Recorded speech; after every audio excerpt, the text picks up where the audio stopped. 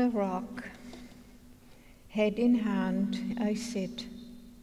Long white hair falls now to my lap, and my old tired wings rest now at my side, peaceful, still. Dawn. I watch the day come into being, the gentle approach of the sun. The world above, the world below, graced with light. And I, witness of thousands of dawns, can't help but remember this morning near my passing, a time long ago, when for a moment these wings, which define my very angelhood, became invisible. There was a spring festival in the countryside where I had been sent. Adults and children alike danced and celebrated the end of winter's shelter, the bountiful green beginnings, the harvests to come. My task was very unique, you see, for I was sent to gather light. Our world then, our world now, both bleak and bright, always on the brink of night. So, as the townspeople danced and sang, I opened my magic leather bag and let the light flow in. I went from town to town in this way, and in each town I passed through, people greeted me with a generosity of spirit and gentle kindness. Yet, seeking light, I had little time to respond in kind. When I arrived in the last village, just when I had almost enough light, I was stopped. "I've heard about you," said a young man, close to the age I was then. "You are the angel gathering light to save us all from the world's night." "That's right," I said, a little too proudly perhaps for an angel. "But if you are truly an angel, then where are your wings?" I was puzzled for a moment, sure that my wings were where they had always been, strapped onto my back with heartstrings. But I tried to flap them, nothing.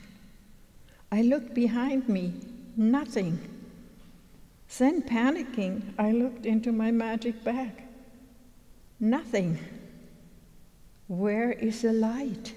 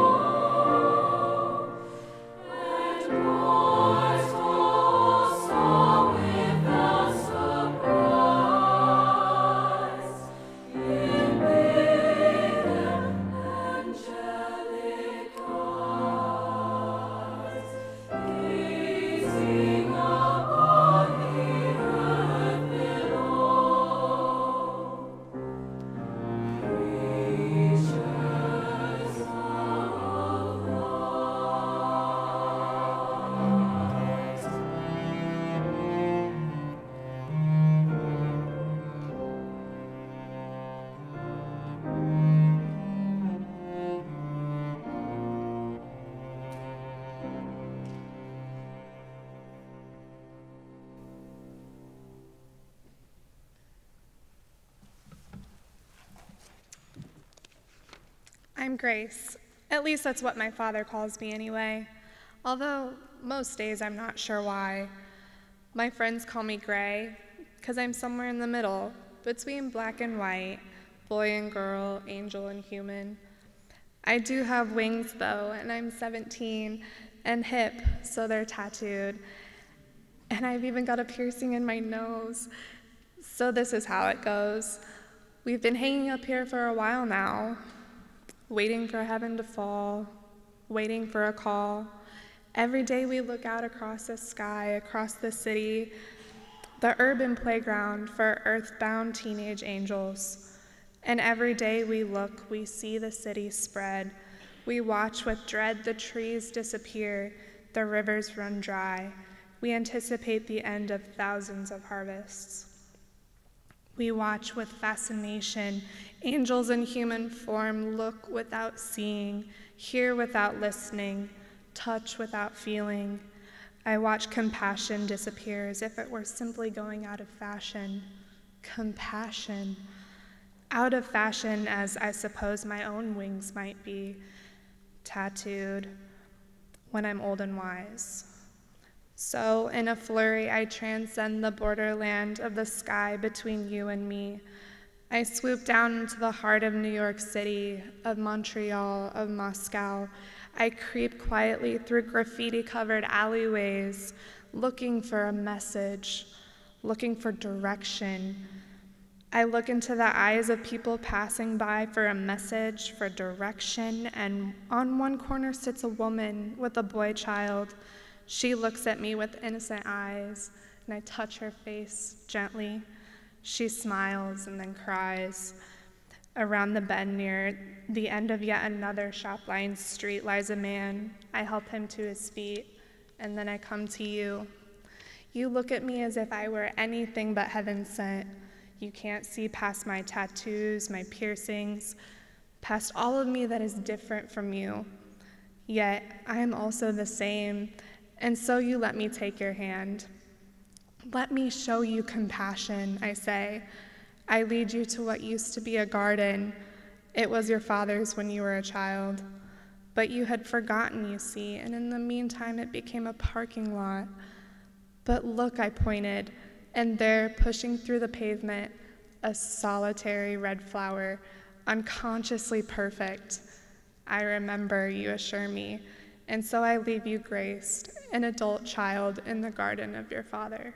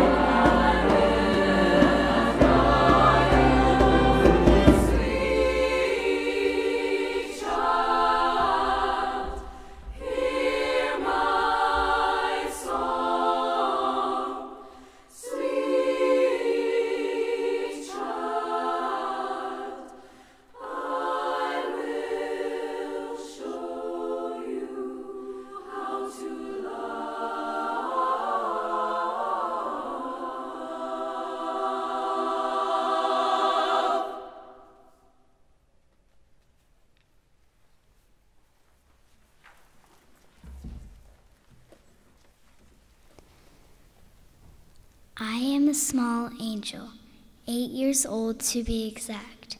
I have a crooked nose and tiny wings.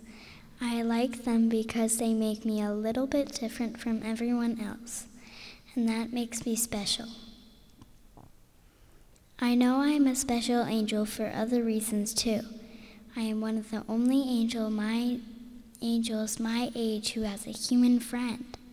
She's like me, 8. Where she lives, it's almost springtime, and the flowers in her mother's garden are poking their heads up through the snow. But she's sad. At first I thought it was because she couldn't see her own wings, but I learned the other day it's because her best friend moved away, and she doesn't know who to love anymore. She is what adults call lonely. But I am a young angel with a big heart and tiny wings, and I know how to love. So I went to visit her before bedtime the other night as she sat at her window looking out at winter's end. She smiled as I danced and sang my song. She giggled, hiding her face in her hands when I threw myself into the snow and flapped my wings. When I got up, there was a picture of me left behind in the snow. I felt happy because the little girl had laughed, and I felt happy because she could see love, like a picture in the snow.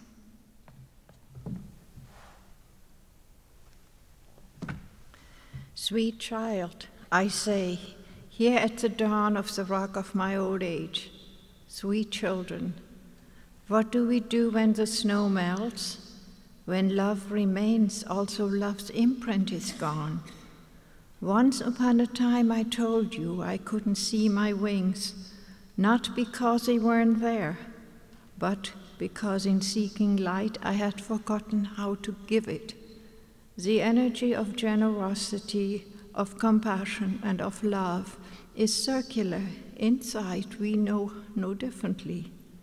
Look and see. Hear and listen, touch and feel. Each of us inside a child in the garden, a flower pushing through pavement, an angel in the snow. Go.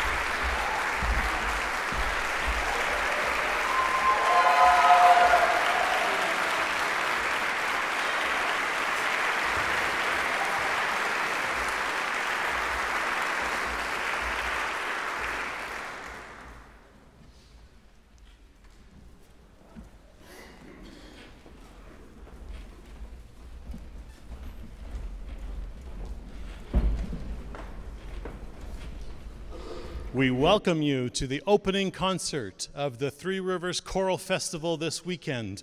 This is one of two concerts we're presenting. This is the first one tonight. The last one happens tomorrow already.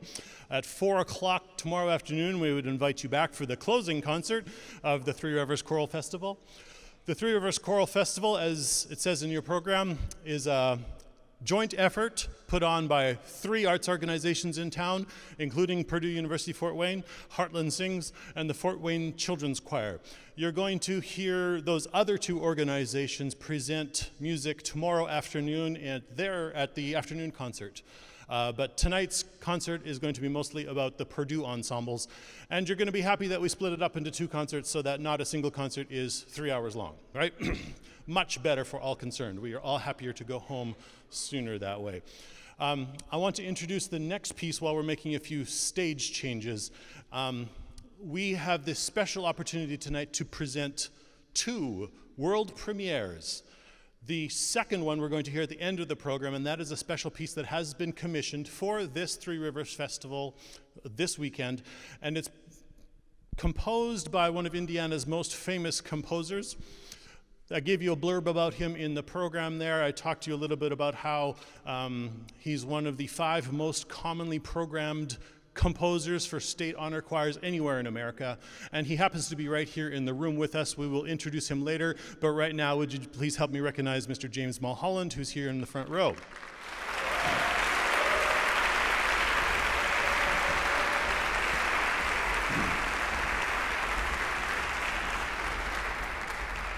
You will hear his piece as the penultimate piece of the concert program this evening.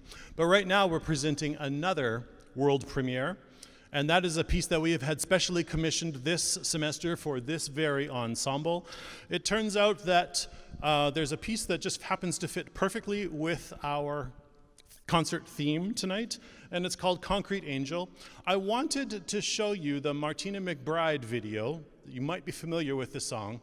The video is fantastic because it actually was nominated for a Grammy Award, but I don't think we can actually show you without some legal issues, as in you paid a ticket to come in here, and if we start showing YouTube videos, then we might get Purdue sued, and I don't want that to be on my record around here. So we can't show you a video, but I will recommend it, and I will say go look up Concrete Angel by Martina McBride, and that will show you more about what this video is about.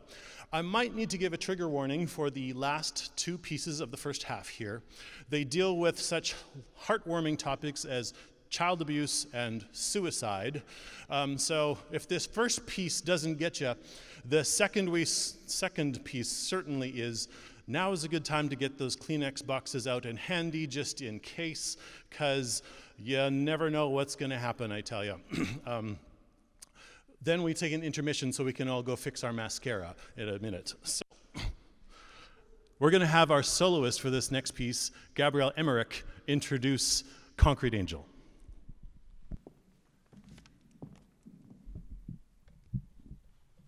Madeline Marie changed my life forever. She taught me how to have patience, kindness, and unconditional love. In her short 22 months of life, she blessed every person who was graced with her presence. From her first words to her first steps, I was there to witness it. Rest in peace to this beautiful, smiling little girl, taken from this earth too soon by someone you held so close. To me, this song is for you. Forever in my heart, I will find you justice.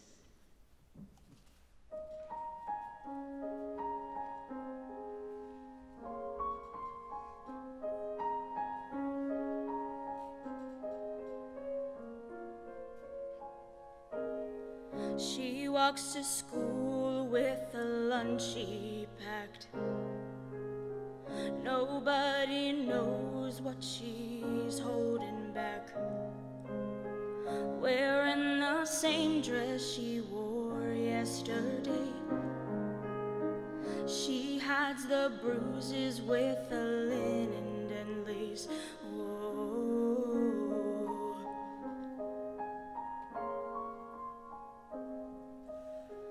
The teacher wonders, but she doesn't ask. It's hard to see the pain behind the mask. bearing the burdens of a secret storm. Sometimes she wishes she was never born. Through the wind and the rain, she stands hard as a stone in a world that she can't rise above.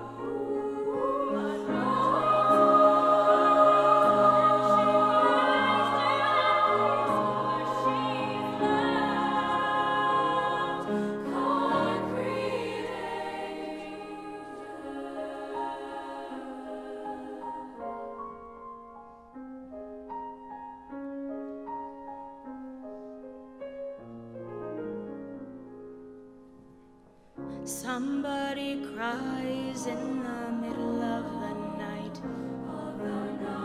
The neighbors hear, but they turn out the light. A fragile soul caught in the hands of fate.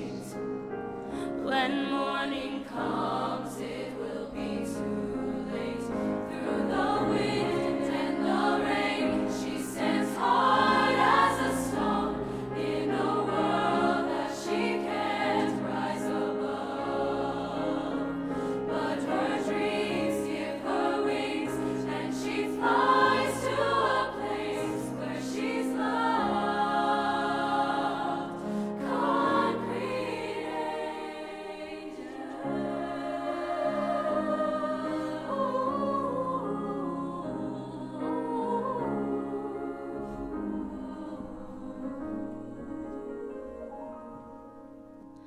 A statue stands in a shaded place. An angel girl with an upturned face. Her name is written on the polished rock.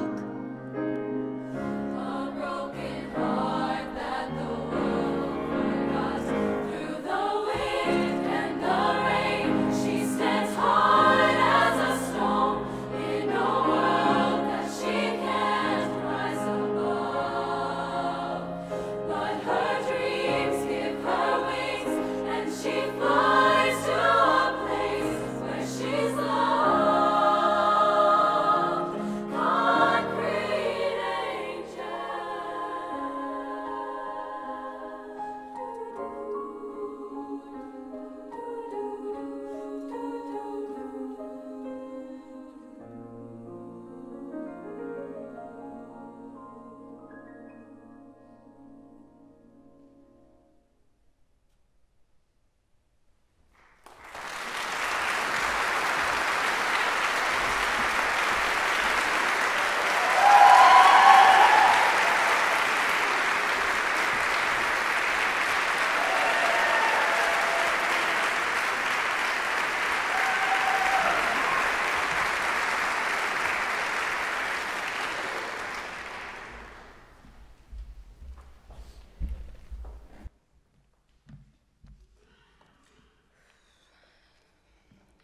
Daddy, I almost tried to kill myself. That turned into a talk that lasted until 4 a.m. I spilled the darkest parts of my mind to him that night. Of course, my mom knew. I can't hide anything from her. That's about the extent of people that know the darkest parts of me, though. People like to think all depression looks the same and they should see the signs before people die. That couldn't be more wrong. You can't force people to reach out, but you can make yourself more accessible. The Ennis sisters lost their cousin to suicide, and Sing You Home is their grief. If you're depressed, please reach out, and it could be the best decision that saves your life. And Mama and Daddy, I love you so much, and I want you to know that I'm happy I'm alive.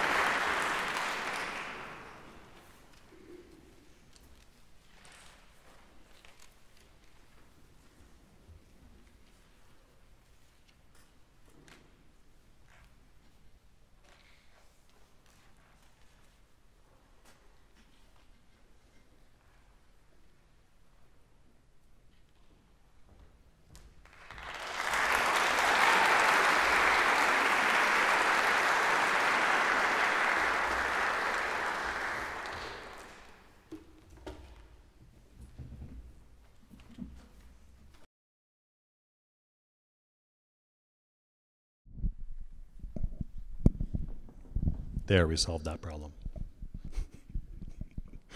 Thank you, Dr. North. This next piece, written by Jeffrey Van, a Minneapolis guitarist, is one of the only pieces that I know that really, truly features the guitar. There's no piano. Our only accompaniment instrument is the guitar, but the guitar is featured to such an extent that I would really claim that this piece really just features the guitar and the choir provides the accompaniment.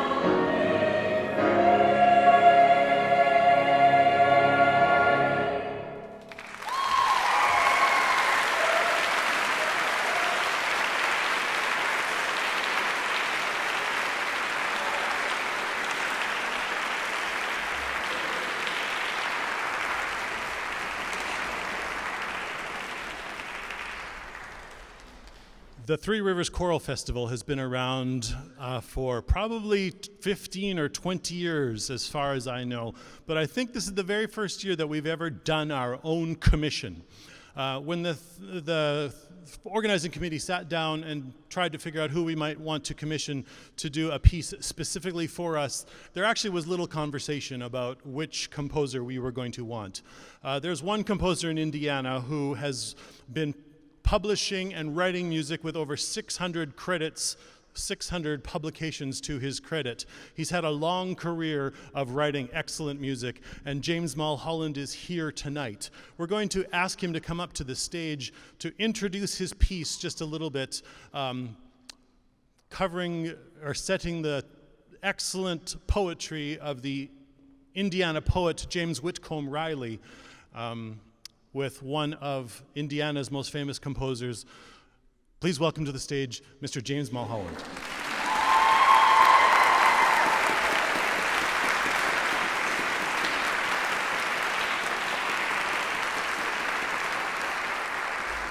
Well, hello. I'm so happy. Wow.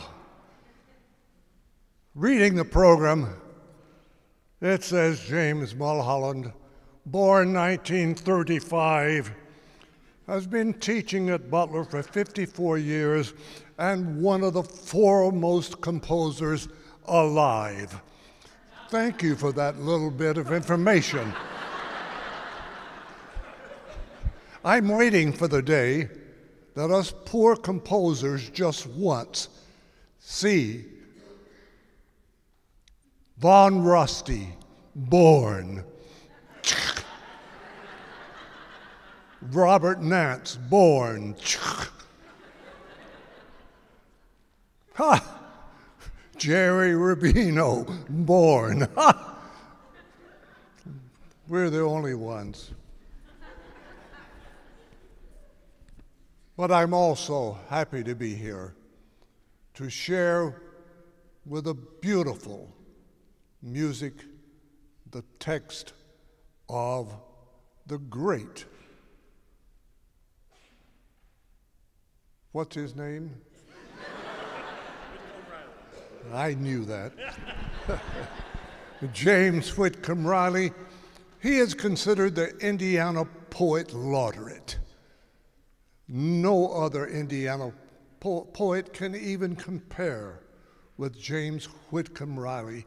In fact, in academia, most scholars say that Whitcomb Riley is ever as great as Robert Frost, as Edna St. Vincent Millay, as Walt Whitman, and believe it or not, he has written more poems than everyone except Walt Whitman. He deserves our admiration. We all know of James Whitcomb Riley. This is appropriate time. One of his most famous lines, "The frost is on the pumpkin." But he also wrote, how many of you ever heard of Raggedy Man? Or what about Little Orphan Annie? Well, finally, someone intelligent.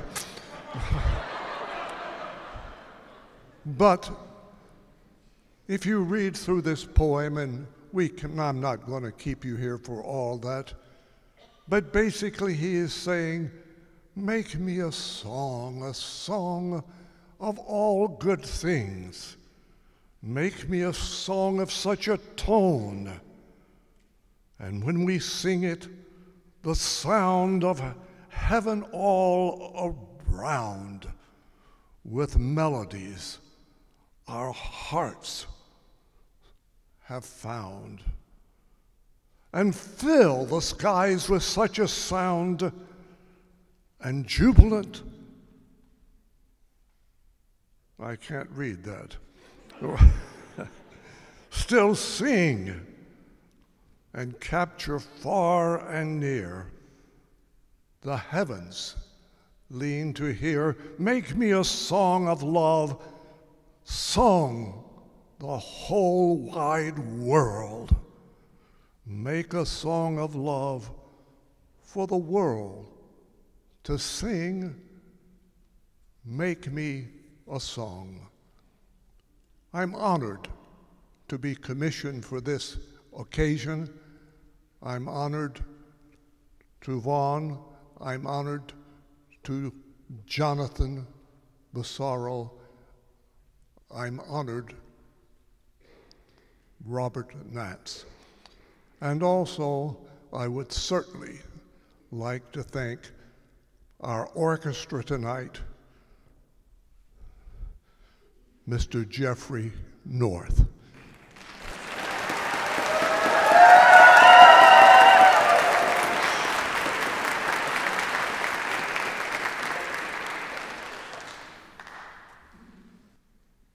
These are absolutely wonderful ensembles.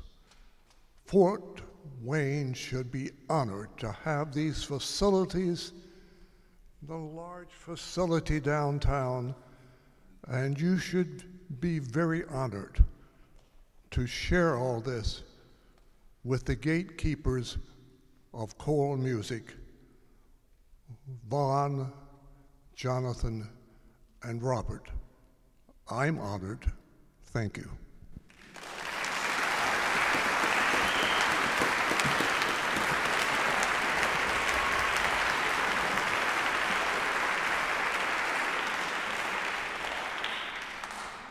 James, it is an honor to be able to perform this piece tonight. This is a world premiere that until earlier today, even James Mulholland had not heard this music outside his head and outside of his studio. So this is the first time that this piece has ever been heard. Trust me, James, you don't look a day over 49. And this song, if nothing else, proves that you still got it. So here we go. This is James Mulholland's Make Me a Song.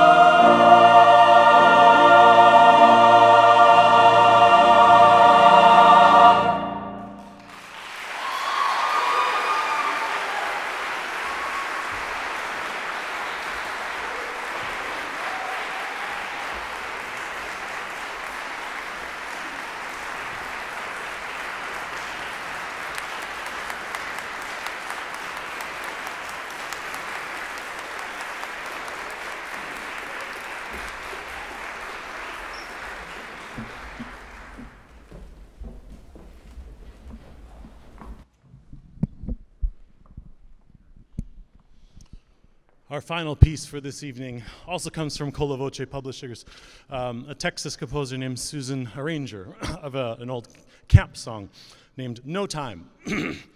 And because this piece also has angels singing in it and talks about the journey home, we thought this would be the perfect way to send you home while singing to you in the round the old American hymn, No Time.